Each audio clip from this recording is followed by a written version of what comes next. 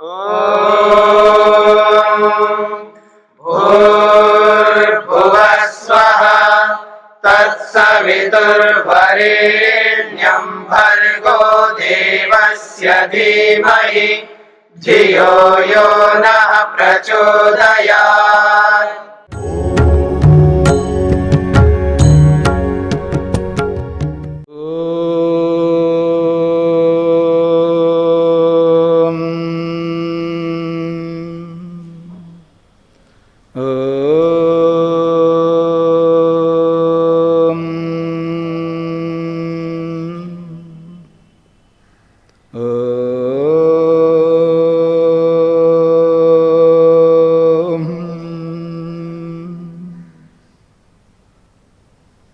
हाँ जी, सांख्य दर्शन का 48वां दिन, 5वां अध्याय को हमने प्रारंभ किया है। 5वें अध्याय के पहले सूत्र को हमने पूरा किया है। मंगलाचरणम शिष्टाचारात् फलदर्शनात् श्रुतितश्च इति। मंगलाचरण करना चाहिए। जो व्यक्ति मंगलाचरण नहीं करता है वो जीवन में कभी भी सफल नहीं हो सकता। और मंगलाचरण का अर्थ किया है महाव्रतों का पालन करना। और महाव्रत कौन से हैं तो महर्षि पतंजलि ने स्पष्ट किया है, अहिंसा, सत्य, अस्तेय, ब्रह्मचर्य, अपरिग्रह, ये है महाव्रत। इन महाव्रतों को ही मंगलाचरण शब्द से स्पष्ट किया है। तो महाव्रत रूपी मंगलाचरण प्रत्येक सफल होने की इच्छा रखने वाले व्यक्ति को करना चाहिए। क्यों करना चाहिए? उसके लिए 3 हेतु यहाँ पर प्रस्तुत किए हैं। एक तो शिष्टाचारात्। शिष्टाचारात् हमसे जो पूर्व हुए शिष्ट लोग हुए, महापुरुष हुए, ऋषि हुए, मुनि हुए, आदर्श व्यक्ति हुए, उन सभी ने उस आचरण को किया, तभी जाकर के वो महापुरुष, ऋषि, मुनि, बड़े व्यक्ति बने। वो बड़े इसलिए बने क्योंकि उन्होंने मंगलाचरण किया है। दूसरा हेतु दिया है फल दर्शनात्। उसका फल भी देखा जाता है। जब कोई व्यक्ति मंगलाचरण करता है, सत्य बोलता है, तो उसका फल भी दिखाई देता है। अहिंसा का पालन करता है तो भी फल दिखाई देता है। तो प्रत्यक्ष फल भी दिखाई देता है। अच्छा कर्म करने से उसका अच्छा फल भी दिखाई देता है। इसलिए मंगलाचरण करना चाहिए। कोई सोचे कि जी मैं सत्य बोलता हूं तो हानि हो रही है, लाभ कहाँ मिल रहा है, अच्छा फल कहाँ मिल रहा है, सब लोग मेरे को नोच रहे हैं, मेरे को तंग कर रहे हैं, मेरे को दुख पहुंचा रहे हैं। पहुंचाएंगे, वो पहुंचाएंगे, क्योंकि सब असत्य बोलने वाले लोगों के बीच में हम रहते हैं तो वो तो पहुंचाएंगे ही पहुंचाएंगे। लेकिन उस सत्य का फल आपको हमेशा अच्छा ही मिलेगा। सत्य का हमेशा फल मीठा होता है, खट्टा कभी नहीं हो सकता। आप ये चाहते हो तो उस समय मिले, उस समय नहीं मिलेगा आपको। ये जो सत्यमेव जयते जो कहा है, ये वैसे नहीं कहा। ऋषि ने कहा ना सत्यमेव जयते, सत्य की ही जीत होती है। तो आप कहेंगे दी कोर्टों में, दुनिया में, संसार में, घरों में सब असत्य की जीत हो रही है। ये आपका कथन है, ये आप बोलते हो ऐसा असत्य की जीत होती है। हार और जीत जो है उद्देश्य के अनुसार होता है। आत्मा का उद्देश्य है पूर्ण सुख को प्राप्त करना और पूर्ण दुख को हटाना। सत्य बोलने से पूर्ण दुख हटता है और पूर्ण सुख मिलता है। इसमें कोई दोष हो तो बोलो। आप कहते हो जी घर नहीं मिल रहा है उसको सत्य बोलने से, नौकरी नहीं मिल रही उसको सत्य बोलने से, और उसको कपड़े नहीं मिल रहे हैं, भोजन नहीं मिल रहा है, ये फल थोड़ा है, ये तो साधन है। मेरी बात समझ रहे ना? ये तो साधन है। और साधन तो ऐसे होंगे, कभी मिलते हैं कभी नहीं मिलते हैं, कभी कम मिलते कभी ज़्यादा मिलते हैं। साधन तो कम ज़्यादा हो सकते हैं, साधन ना मिलना मिलना भी हो सकता है। साधन फल नहीं होते हैं। मेरी बात समझ रहे ना? आत्मा को पूर्ण सुख चाहिए। क्या वो पूर्ण सुख सत्य बोलने से नहीं मिलता? ऐसा कभी नहीं हो सकता। क्योंकि अब आप सेशन कोर्ट में जाओगे, ठीक है, आपको वहाँ मिल सकता है, आपको हार मिल जाएगी। आप फिर डिस्ट्रिक्ट कोर्ट में जाओ, डिस्ट्रिक्ट कोर्ट में हार मिल सकती है आपको तो आप हाई कोर्ट में जाओ, हाई कोर्ट में हार मिल सकती है तो आप सुप्रीम कोर्ट में जाओ, सुप्रीम कोर्ट में भी हार मिलती है, मिलने दो, कोई प्रॉब्लम नहीं है। लेकिन उस सुप्रीम कोर्ट का भी सुपर सुप्रीम कोर्ट है भगवान, वहां कभी हार नहीं मिलती, वहां तो सत्य की जीत होती है। इतना पेशेंस रखना पड़ेगा हमको यदि हम मुक्ति चाहते हैं, हम मोक्ष चाहते हैं। मेरी बात समझ रहे हैं ना? जितना बड़ा फल होता है ना, उतने बड़े फल के लिए उतना पेशेंस, उतना धैर्य रखना ही पड़ेगा। और छोटे फल के लिए अधैर्य होता रहो, कोई बात नहीं है। घर चाहिए, मकान चाहिए, पैसा चाहिए, नौकरी चाहिए, बेटा चाहिए, बेटी चाहिए, खाना चाहिए, कपड़े चाहिए, रुपए चाहिए, ये सब आपको कभी कम मिल सकते, कभी ज़्यादा नहीं मिल सकते, लेकिन ये फल नहीं है, याद रखना। ये परिणति नहीं है, ये परिणाम नहीं है, ये तो साधन है, सब साधन है। पैसा, मकान, नौकरी, ये सब साधन है। साधनों को फल मान करके सोच रहे हो कि देखो जी ये सब सत्य बोलने पर ये सब नहीं मिल रहे, फल नहीं मिल रहा है। आप कहते हो सत्य बोलने से हमेशा जीत होती है, तो हार हो रही है हमारी। ये हार तो होगी आपकी, लेकिन अंतिम जीत जो है वो ईश्वर के हाथ में है। और कोई कहेगा जी वहां तक हम किसने देखा, वो तो देखना पड़ेगा। नहीं देखो तो देखना पड़ेगा आपको। अगर नहीं देखोगे तो यहाँ आए कैसे आप? यहाँ जो आप आए हो ना, उसके कारण से आए हो, उसको नकार नहीं कर सकते आप। मेरी बात समझ रहे हैं ना? आप जो यहाँ आए हैं ना, यहाँ पहुँचे हैं ना, वो उन कर्मों के कारण से पहुँचे हो। वो कर्म नहीं होते तो यहाँ क्यों बैठते आप? अगर आपके अच्छे कर्म नहीं होते, याद रखना मेरी बात को, आपके अच्छे कर्म नहीं होते आप यहाँ नहीं बैठ सकते, ऐसी बात नहीं सुन सकते। मोक्ष की बात, विवेक की बात, वैराग्य की बात, समाधि की बात, आत्मा की बात, परमात्मा की बात, शुद्धता की बात, सत्य की बात, ये आप नहीं सुन सकते। आप वहीं बैठते अपने घरों में, जैसे दुनिया चल रही वैसे चलते हैं, मन मर्जी फ्री स्टाइल में आप जैसे भी जीते। यहाँ क्यों आए आप? यहाँ आए इसका मतलब ये है कि आपके अच्छे कर्म थे। तो अगर आप अच्छे कर्मों के कारण से यहाँ आए हैं तो आपको भविष्य को भी देखना पड़ेगा। आप नकार नहीं सकते कि हम भविष्य के लिए कब वेट नहीं कर सकते, हमको आप ही चाहिए। आपके मुताबिक नहीं चलेगा, ईश्वर के मुताबिक चलेगा। ईश्वर पर हमको भरोसा रखना होगा, इतना धैर्य रखना होगा। सत्यमेव जयते, अगर हमने सत्य बोला है, सत्य की ही जीत होती है, एक बात। दूसरी बात, सत्य को जिताना पड़ता है। आप जिताते नहीं हो, आलसी हो, प्रमादी हो। अगर आप सत्य को जिताएंगे तो सत्य ही जीतेगा, आप नहीं जिताते हो। जो मेहनत, जो उद्यम, जो पुरुषार्थ, जो चेष्टा झूठ को जिताने के लिए जो व्यक्ति करता है, वैसा आप नहीं करते हो। वो जुटा रहा है कोर्ट में, जो जीतता है ना, वो ऐसा जुटा रहा है, तो आप भी जुटाओ ना। आप ऐसे वकील को पकड़ो, ऐसे पैसा दे दो, ऐसे सामर्थ्य जुटाओ, ऐसे गवाहों को इकट्ठा करो, ऐसा पेंतरा लगाओ वहाँ पर, ऐसे अटकल लगाओ वहाँ पर सत्य को जिताने के लिए। मेहनत करो, पुरुषार्थ करो। आपके मैं तो सत्य हूँ कह करके अहंकार में बैठ जाओ, मेरी बात सच्चे है, मैं गलत नहीं हूँ, इतने मात्र से कोई जीतता नहीं है।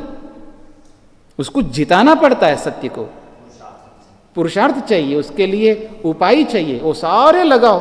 अगर सत्य को जिताने का सामर्थ्य अगर आपके पास नहीं है तो आप सत्य होते हुए भी जीत नहीं सकते आज के इन कोर्टों में।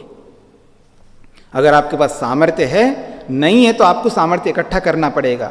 एक ओर से आप सामर्थ्य नहीं है और अपेक्षा रखते हो कि सत्य जीते, नहीं जीत सकता आज के इस परिवेश में। इस परिवेश में आपको वो सामर्थ्य उत्पन्न करना पड़ेगा जो सामर्थ्य झूठ को जिताने वाला उत्पन्न करता है। क्या पेंतरे लगाता है वो, क्या खर्च करता है वो, क्या दिल खोल करके लोगों को अवेयर करता है उसके लिए, अपने असत्य को जिताने के लिए। जो उसका मेहनत, उसका पुरुषार्थ, उसका पैसा, उसका सब कुछ मेहनत है उसका, इसलिए वो जीत रहा है गलत आदमी। अब उसको हराना चाहते हो, अब सत्य हो तो वैसा ही पुरुषार्थ करो, बल्कि उससे 1% ज़्यादा करो आप, तब जाकर के आप जीत सकते हो। आपको लगता है वकील गलत है, खुद वकील बन जाओ, फिर पता लगेगा आपको। मेहनत करो, पुरुषार्थ करो। आप चाहते हो कि मैं सत्य हूँ जी, अब आप इसको जीताओ जी, वकील को बोलो आप जीताओ जी, वो क्यों जिताएगा आपको? वो तो आपसे भी पैसा लेगा, उससे भी पैसा ले लेगा। आजकल ये भी सुनने में आता है, मेरे को पता नहीं है, लेकिन लोग जैसे बोलते उसके आधार पर बोल रहा हूँ। कोई आप में से वकील हो तो बुरा मत मानना, और मान भी लो तो मेरा कौन सा बुरा होने वाला है। हाँ, मान लीजिए कोई ऐसा भी वकील होता है, वकील कि इससे भी पैसा लेता है, उससे भी पैसा लेता है और लटकाता रहता है केस को। ऐसे भी करते हैं, ऐसा सुनते हैं। वास्तविकता क्या है तो वो वकील लोग जाने, हमें पता नहीं है, पर ऐसा सुना जाता है। तो कहने का मतलब आपको जिताना पड़ेगा, अपने आप सत्य नहीं जीत सकता। तो यहाँ यही बात कही है कि फल दर्शनात्, फल देखा जाने से। तीसरी बात कही श्रुति तश्च इति, श्रुति स्वयं कह रही है कि मंगलाचरण करना चाहिए। सत्य आचरण, अहिंसा का आचरण, अस्तेय का आचरण, यानी यम का आचरण, नियमों का आचरण यदि व्यक्ति करता है तभी वो सफल हो सकता है। ये बात श्रुति भी कह रही है, स्मृति भी कह रही है।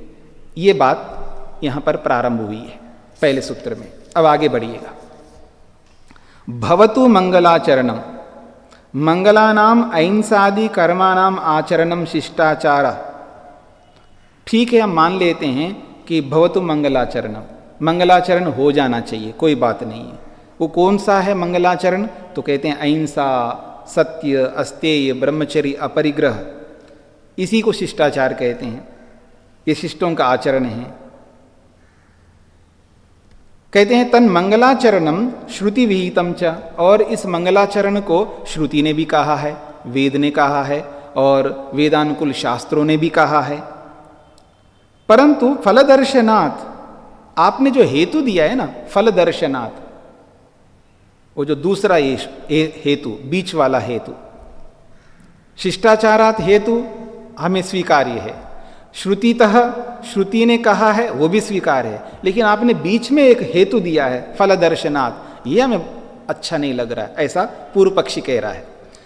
कहते हैं परंतु फल दर्शनात्, ऐसा जो आपने हेतु दिया है, तत् फल दर्शनम उक्तम तन्न युक्तम, ये जो फल दर्शनम जो कहा आपने, फल देखा जाने से, ऐसा आपने जो हेतु दिया है, तन्न युक्तम, ये हेतु आपका उचित नहीं है, ऐसा पूर्व पक्षी कहना चाहता है।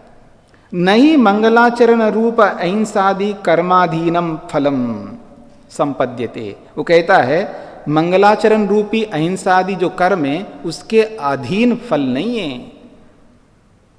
पूर्व पक्षी क्या कहना चाहता है? कर्म के अधीन फल नहीं है, कर्म फल नहीं दे सकते, कर्माधीन नहीं है ये जो भी हमको फल मिलता है, उसका खंडन करना चाह रहा है।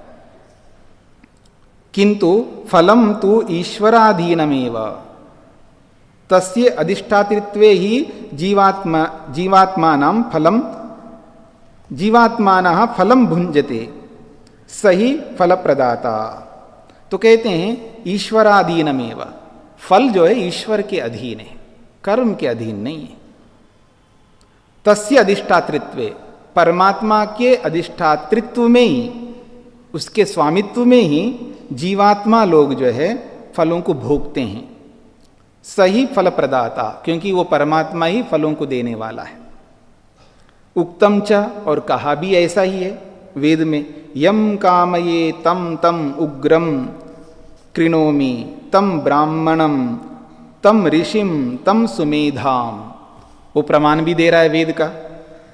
ये ईश्वर के अधीन है, ईश्वर की मर्जी है, ईश्वर की इच्छा है, जिसको वो देना चाहे फल वो देता है, जिसको नहीं देना चाहे नहीं देता है। ईश्वर तो ईश्वर है, सर्वज्ञ है, सर्वशक्तिमान है, ईश्वर के अधीन है। वो चाहेगा तो देगा, नहीं चाहेगा तो नहीं देगा, ये कहना चाहता है। कहता है यम कामये, जिसकी कामना परमात्मा करता है, तम तम उग्रम कृणोमि, उसको मैं श्रेष्ठ बनाता हूं। उग्रम का मतलब है उसको उग्र बनाता हूं, यानी सूर्य बनाता हूं, उसको तेज से युक्त बनाता हूं, यानी उसके जीवन में प्रकाश देता हूं। जिसको मैं चाहता हूं उसको प्रकाश देता हूं, ये कह रहे हैं। फिर तम ब्राह्मणम, उसको ब्राह्मण बनाता है ईश्वर। तम ऋषिम, उसको ऋषि बनाता है ईश्वर। तम सुमेधाम, उसको बहुत उत्तम मेधावान बनाता है। जिसको ईश्वर चाहता है उसको प्रकाश देता है, उसको ब्राह्मण बनाता है, उसको ऋषि बनाता है, उसको बुद्धिमान बनाता है। जिसको भगवान चाहता है वही बन सकता है, हर कोई नहीं बन सकता है। तो ये ईश्वर के अधीन है फल प्राप्त होना, कर्मों के अधीन नहीं है, ऐसा पूर्व पक्षी कहना चाहता है। इंद्रो विश्वस्य राजति शन्नो अस्तु द्विपदे शम चतुष्पदे। एक और प्रमाण दे रहे हैं, इंद्रो विराज विश्वस्य राजति, इंद्र नामक परमात्मा ही संपूर्ण विश्व का स्वामी है। शन्नो अस्तु, वो हमारा कल्याण करता है। किन किन का? द्विपदे शम चतुष्पदे, 2 पांव वालों का और 4 पांव वाला, यानी प्राणी मात्र का कल्याण वो अपनी इच्छा से करता है, क्योंकि वो विश्वस्य राजति, संपूर्ण विश्व का वो राजा है।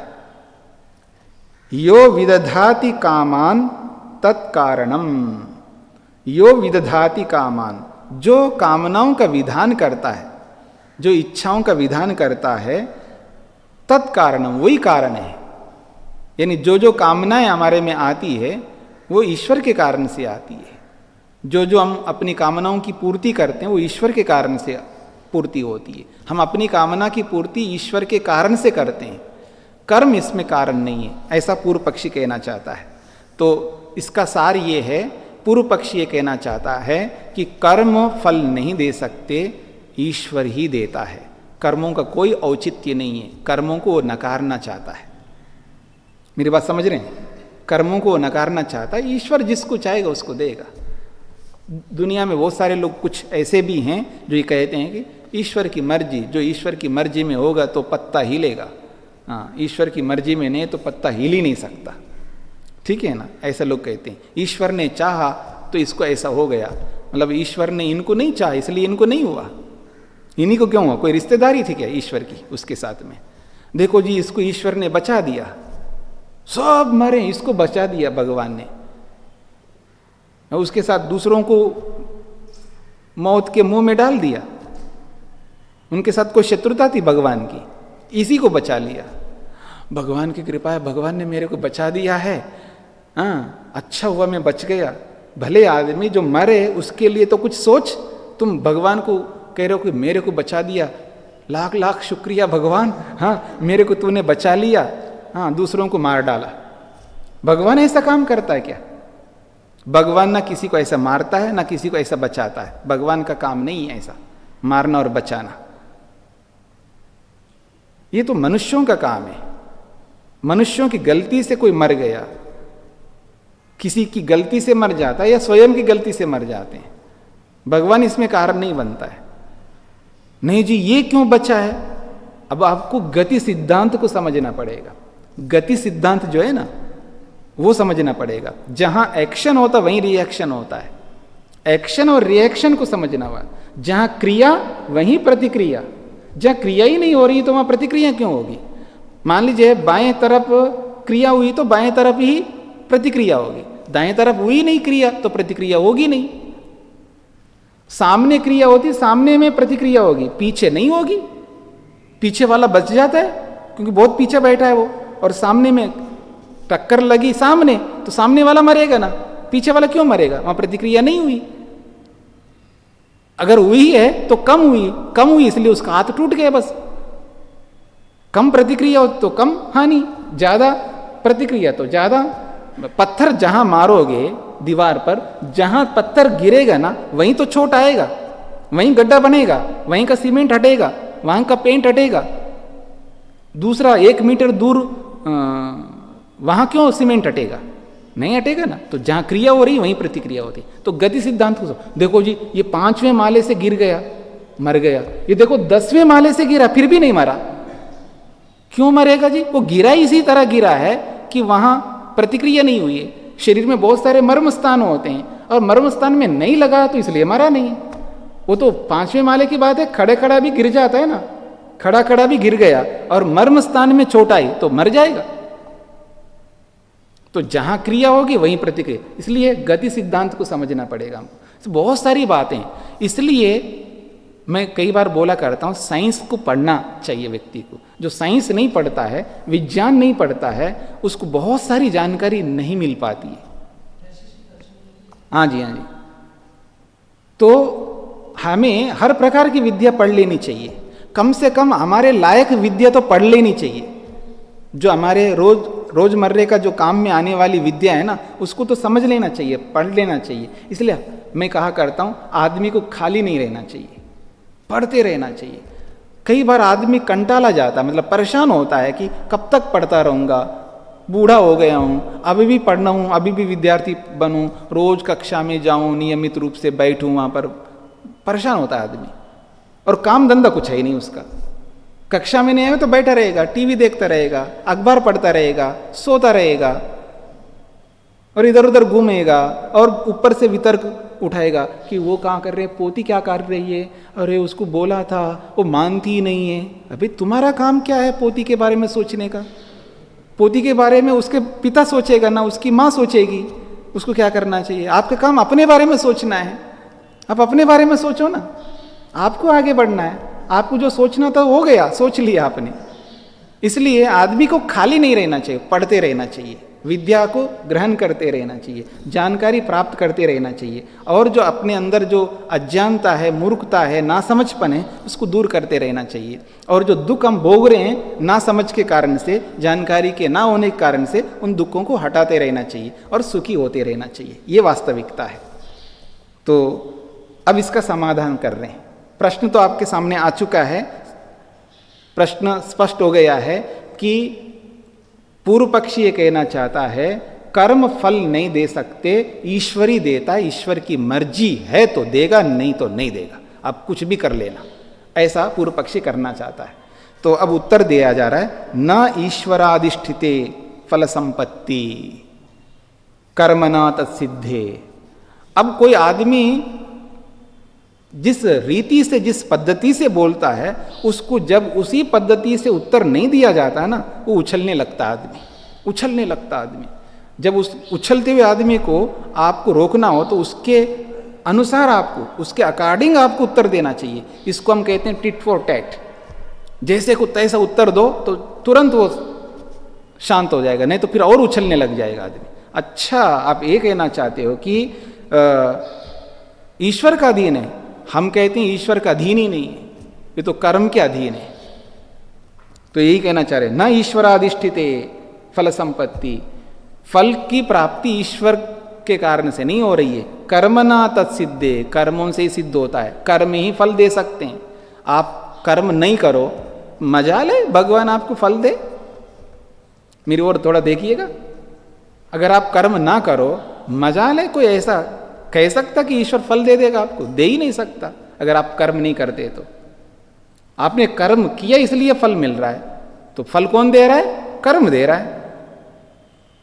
अब हम कहना चाह रहे हैं, मतलब जैसे को तैसे उत्तर दिया इन्होंने कि न ईश्वराधिष्ठिते, ईश्वर के अधीन नहीं है फल संपत्ति, बिना मैं के नहीं। कक्षा से पूर्व यही तो स्थिति थी कि हमने बॉल को फेंका, कितनी दूर गया, कितने ताकत से गया, बॉल किस मटेरियल का बना हुआ था, यह सब इन बातों पर निर्भर करता है। हर प्रकार के कर्म अपने प्रकृति के नियमों से निर्धारित होते हैं। उसमें यह फल मिला, इसके लिए ईश्वर कहाँ से आ गया? वो वही बात यह सूत्र भी कह रहा है कि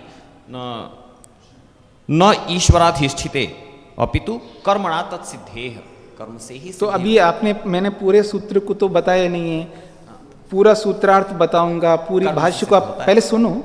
आपकी बात को मैंने सुन लिया था ना, अब मेरी बात भी सुन लीजिएगा ना। आपने तो प्रश्न रख दिया, अब मेरा उत्तर भी समझ लीजिएगा ना। अभी हमने तो शुरू किया, अभी तो स्टार्ट ही किया, मेरी अपनी पूरी बात हुई नहीं है, पूरा भाष्य हमने पढ़ा नहीं है, सूत्रार्थ आपके सामने आया नहीं है, उसका सार मैंने बताया नहीं है। तो पूरा आप सुन लो, पढ़ लो, समझ लो, फिर प्रश्न बचता है आपका तो फिर कर लेना, कोई आपत्ति नहीं है। तो मैं कह रहा था कि न ईश्वराधिष्ठिते, ईश्वर के अधीन नहीं है फल, फल संपत्ति न ईश्वराधिष्ठिते, फल की प्राप्ति ईश्वर के अधीन नहीं है। फिर किसके अधीन है? कर्मणा तत्सिद्धे, वो कर्मों से सिद्ध होता है। ऐसा उत्तर दे दिया, जैसे को तैसा उत्तर दे दिया। ईश्वरस्य अधिष्ठितम, ईश्वरस्य अधिष्ठितम, अधिष्ठितम अधिष्ठानम, कहते हैं ईश्वरस्य अधिष्ठितम, ईश्वर के अधीन है। ईश्वरस्य अधिष्ठितम का मतलब ईश्वर के अधीन है। अब अधिष्ठितम को समझा रहे, अधिष्ठितम इति किम, अधिष्ठितम का मतलब क्या है, अधिष्ठितम का अभिप्राय क्या है, तो कहा अधिष्ठानम, अधिष्ठान को अधिष्ठित कहते हैं। या तो आप अधिष्ठान शब्द से उसको समझो या अधिष्ठित शब्द से समझो, दोनों का अर्थ एक ही है, यानी ईश्वर के अधीन, ऐसा अर्थ निकलेगा। नपुंसके भावेकता, ये शब्द के ऊपर चर्चा कर रहे हैं कि अधिष्ठितम जो शब्द है, उस अधिष्ठितम शब्द में जो प्रत्यय हुआ है, जो शब्द बना है, वो नपुंसक लिंग में भाव को कहने के लिए प्रत्यय हुआ है। कौन सा प्रत्यय हुआ है, क्ता प्रत्यय हुआ, तब जाकर के अधिष्ठितम शब्द बना है। केवलम ईश्वराधिष्ठाने फल संपत्तिर्ना, अब वास्तविक अर्थ बता रहे हैं, अब वास्तविक अर्थ बता रहे हैं भाष्यकार। भाष्यकार क्या कहना चाह रहे हैं, केवलम ईश्वराधिष्ठिते, केवलम ईश्वराधिष्ठाने फल संपत्तिर्ना भवति, केवल ईश्वर के अधीन फलों की प्राप्ति नहीं होती है। केवल शब्द को पकड़ना है, केवल ईश्वर के अधीन नहीं है फल की प्राप्ति। यतः, क्यों, कर्मणा तत्सिद्धे, कर्मणा ही ईश्वर अधिष्ठानात् सिद्धे, कर्मों के द्वारा, अगर आपने कर्म किया है, उन कर्मों के द्वारा ईश्वर जो है उन कर्मों के अनुरूप उसका फल देता है। तो यही कहना चाह रहे हैं, कर्मणा ही ईश्वर अधिष्ठान सिद्धे, कर्मों के द्वारा ईश्वर के अधीन होकर के वो फल प्राप्त होता है। अगर आपने कर्म किया तब ईश्वर उन कर्मों को देख करके उन कर्मों के अनुरूप आपको फल देता है। केवल ईश्वर का अधीन नहीं है और केवल कर्म के भी अधीन नहीं है, दोनों कारण बनते हैं। बिना ईश्वर के फल नहीं मिल सकता, बिना कर्मों के फल नहीं मिल सकता। दोनों जब जुड़ जाएंगे तब कर्मों को किया, उन कर्मों के अनुरूप ईश्वर फल देता। ऐसा इसका अर्थ समझना चाहिए। जीवात्मा नाम कर्मापेक्षम ही खलु ईश्वर अधिष्ठानस्य सिद्धि अस्ति न कर्मणा विना। कहते हैं जीवात्मा नाम कर्मापेक्षम, जीवात्माओं की जो कर्म है उनकी अपेक्षा से, जीवात्माओं के कर्मों की अपेक्षा से ही ईश्वर के अधीन होता है फल। जीवात्माओं के कर्मों की अपेक्षा से ईश्वर के अधीन फल होता है, तभी उस फल की सिद्धि होती है, न कर्मणा विना, कर्मों के बिना नहीं। उक्तम यथा, जैसा कि कहा भी है वेद में, यदंग दाशुषे त्वमग्ने भद्रम करिष्यसि, ये ऋग्वेद का मंत्र है, प्रसिद्ध मंत्र है। यदंग दाशुषे त्वम अग्ने भद्रम करिष्यसि, कितना अच्छा मंत्र है, बहुत सरल मंत्र है। कहते हैं अंग, अंग कहते हैं आत्मा को, जीवात्मा को। ये दंगा, ये अंग, ये आत्मन, ये जीवात्मा, ये मनुष्य, ये बुद्धिमान, कुछ भी बोल सकते हो। दाशुषे